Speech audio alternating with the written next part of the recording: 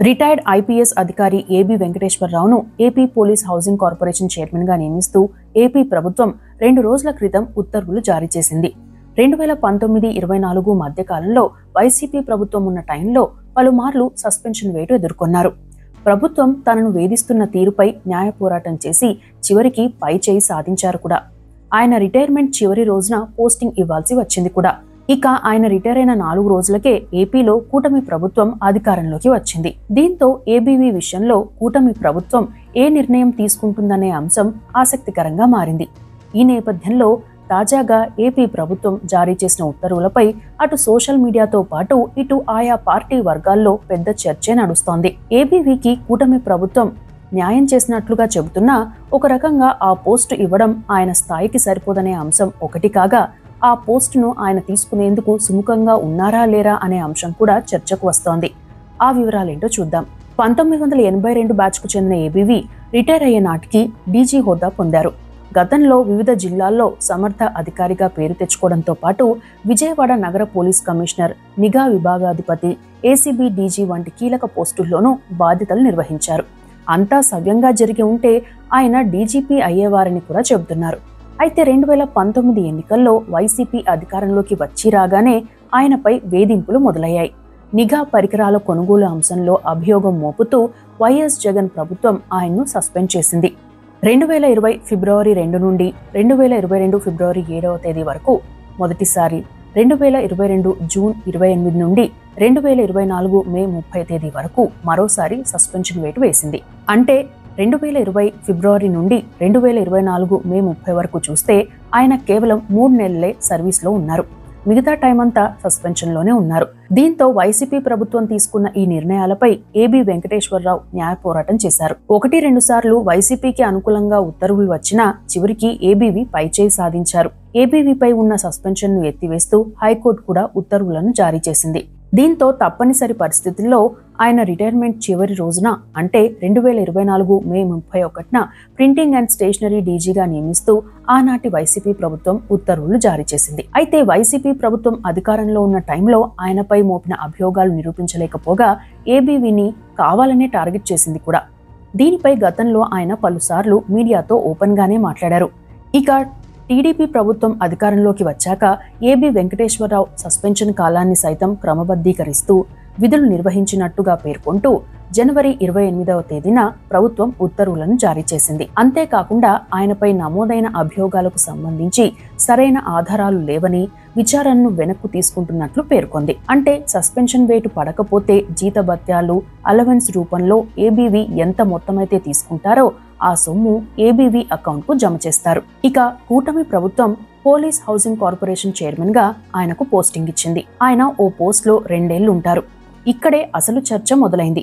YCP ప్రభుత్వం గతంలో ఏబీవీని వేధించడంతోనే సరిపెట్టలేదని, ఆయన సర్వీస్ను కూడా దెబ్బతీసిందని, కూటమి ప్రభుత్వం ఆయన సస్పెన్షన్ కాలాన్ని సర్వీసుగా మార్చడం అంటే అది ఆయనకు ఉన్న హక్కు మాత్రమేనని చెబుతున్నారు. ఇక కొత్తగా ఇచ్చిన AP police housing corporation chairman పదవి విషయానికి వస్తే ఆ సంస్థ ఏర్పాటు వెనుక ఉన్న లక్ష్యం చాలా గొప్పదే అయినా ఆ పోస్టు కొన్నాళ్లుగా రాజకీయంగా నామినేటెడ్ పోస్టులకు వేదికగా మారిందని, వైసీపీ హయాంలో ఓ నియోజకవర్గ స్థాయి నాయకుడికి ఆ పోస్టింగ్ ఇచ్చారని, అలాంటి పోస్ట్ను ఇప్పుడు ఏబీవీకి ఇవ్వడం అంటే ఆయన స్థాయికి తగదని చెబుతున్నారు. ఇక గతంలో వైసీపీ హయాంలో ఏబీవీ స్థాయిలో కాకుండా మరో సీనియర్ ఐపీఎస్ అధికారి కూడా చాలా వేధింపులు ఎదుర్కొన్నారు. కూటమి ప్రభుత్వం అధికారంలోకి వచ్చాక ఆయనకు ఢిల్లీ స్థాయిలో సలహాదారు పోస్టును ఇచ్చారు. ఏబీవీకి కూడా ఆ పోస్టు బదులు ప్రభుత్వంలో యాక్టివ్ గా ఉండేలా, ఆయన అనుభవానికి సమర్థతకు తగినట్టుగా పోస్ట్ ఇస్తే బాగుండేదన్న చర్చ నడుస్తోంది. ఇక అదే అంశంపై మరో కోణంలోనూ చర్చ జరుగుతోంది. అదేంటో చూద్దాం. అది తెలియాలంటే ఏపీ పోలీస్ హౌసింగ్ కార్పొరేషన్ గురించి తెలియాలి.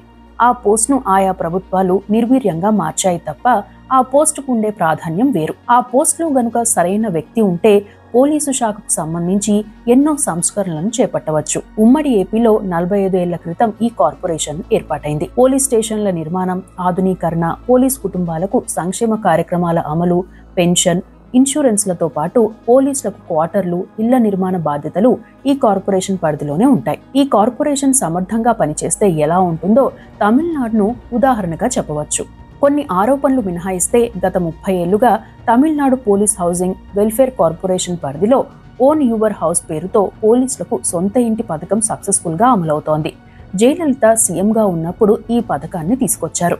పోలీసు కుటుంబాలకు ఇళ్లు నిర్మించి ఆ మొత్తాన్ని వారి నుండి మినహాయించుకునే విధంగా తెచ్చారు. సర్వీసు ఎక్కువ కాలం ఉన్న వారి నుండి అయితే హెచ్ఆర్ఏను, సర్వీసు తక్కువ ఉన్న వారి నుండి ఐచ్ఛికంగా తక్కువ వడ్డీతో కొంత మొత్తాన్ని మినహాయించుకుంటున్నారు. బయటి బ్యాంకులతో పోల్చితే ఈ వడ్డీ చాలా తక్కువగా ఉంటుంది, కానీ సొంత ఇల్లు ఉంటుంది.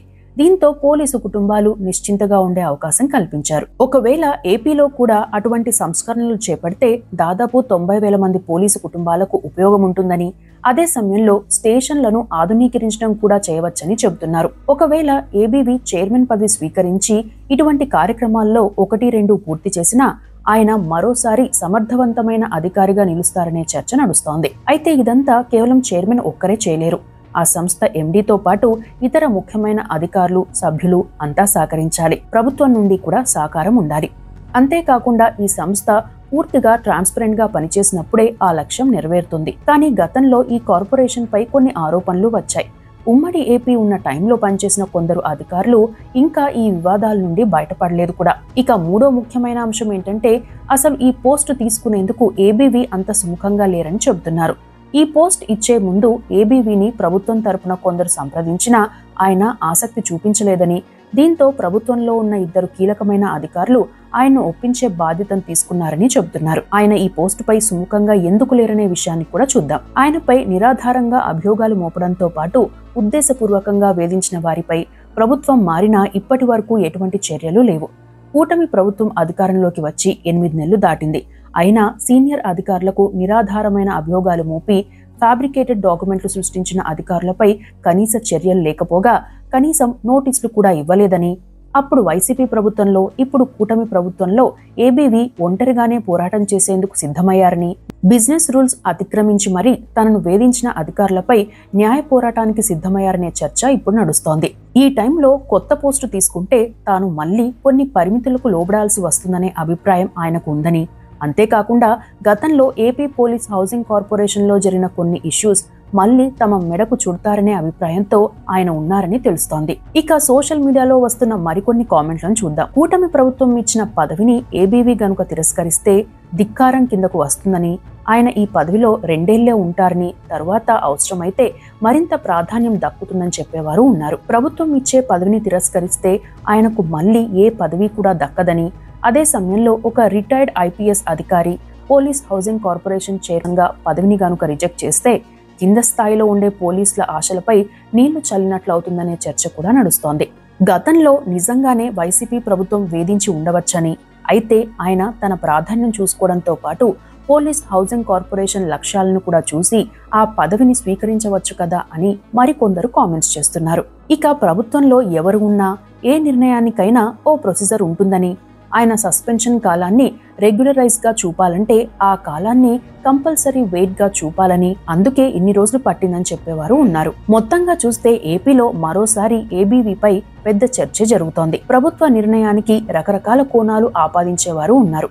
అయితే వైసీపీ హయాంలో ఏబీవీకి అన్యాయం జరిగిందనేది వాస్తవం. మరి కూటమి ప్రభుత్వంలో తీసుకుంటున్న నిర్ణయాలతో తనకు న్యాయం జరిగినట్లుగా ఆయన భావిస్తారా? ప్రభుత్వం ఇచ్చిన ఉత్తర్వులకు ఆయన అంగీకరించి AP police housing corporation chairman పదవి స్వీకరిస్తారా అనేది చూడాలి.